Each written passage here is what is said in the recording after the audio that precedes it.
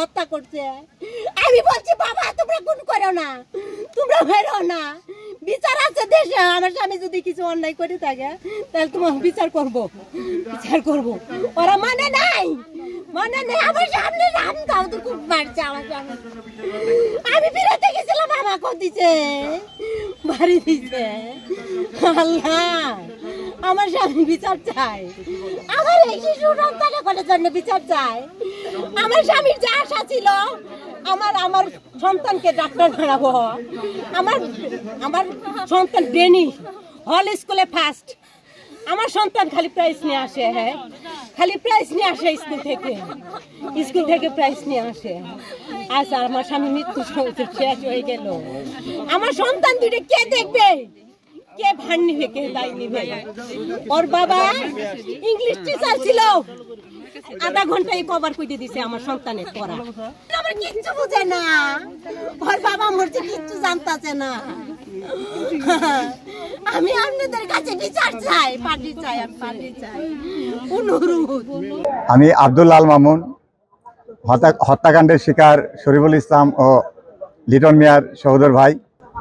24শে August সকালবেলা যে হত্যাকাণ্ডটি সংঘটিত হয় সেটি মূলত একটি মক্তবের চাঁদাকে কেন্দ্র করে, তাদের দেওয়া চাঁদা মনোপুত না হওয়ায় তারা তাদেরকে হত্যা করে এবং সেই হত্যাকাণ্ডে তাদের উদ্দেশ্য ছিল এই পরিবারের সকল সদস্যকে নৃশংসভাবে হত্যা করা, যার ফলশ্রুতিতে তার 7 ভাইয়ের মধ্যে প্রথম ভাই আব্দুর রহমানের মাথা এবং শরীফুল ইসলাম এবং লিটন মিয়াকে এবং তোতা মিয়া এবং তার 2 ভাতিজাকে নির্মমভাবে তারা লাঠি, রামদা এবং শাবল দিয়ে আঘাত করে এবং তাদের মধ্যে লিটন মিয়া ময়মনসিংহ মেডিকেল কলেজ হাসপাতালে নিহত হন।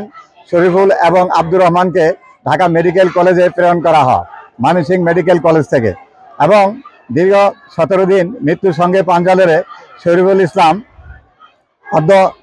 9 তারিখে নিহত হন এবং তারই আজকে জানাজা সম্পন্ন হলো। এবং বর্তমান সরকারের কাছে, অন্তর্বর্তী সরকার যার নেতৃত্বে ডক্টর মোহাম্মদ ইউনূস রয়েছেন, তাদের কাছে আমার পরিবারের পক্ষ থেকে বিনীতভাবে অনুরোধ থাকবে, প্রার্থনা থাকবে, এই খুনিদের যেন বিদ্যমান আইন অনুযায়ী, প্রচলিত আইন অনুযায়ী দৃষ্টান্তমূলক শাস্তি হয় এবং শাস্তির যে সর্বোচ্চ যে শাস্তি সেটাই যেন নিশ্চিত হয়, সেই প্রত্যাশা এবং কামনাই করছি বর্তমান সরকারের কাছে। আমার 98 সালে এই শিরে, গুল্লা, বক্কর এরা সবাই মিলে আমার মায়ের হত্যা করে। সেই সময় আমলিগ সরকার আমলে আমি কোনো বিচার পাই নাই। আমি এই বিচারটা পুনরায় সরকারের কাছে আবেদন করি, এই বিচারটা আমি পুনরায় চাই। আমার মায়ের নাম সায়েদা বেগম। আমার মাকে 98 সালে শিরে, গুল্লা, বক্কর, মুকুট সবাই মিলে আমার মায়ের নৃশংসভাবে হত্যা করে। সেই সময় তৎকালীন আমলিগের লোক এমপি থাকার ধরনে এই এলাকার এমএ বারিক ছিল। সেই এমএ বারিক আমার ন্যায্য বিচার পাইতে দেন একে। আমি এই ন্যায্য বিচারটা এই অন্তর্বর্তী সরকারের কাছে বিচারটা আমি পুনরায় চাই।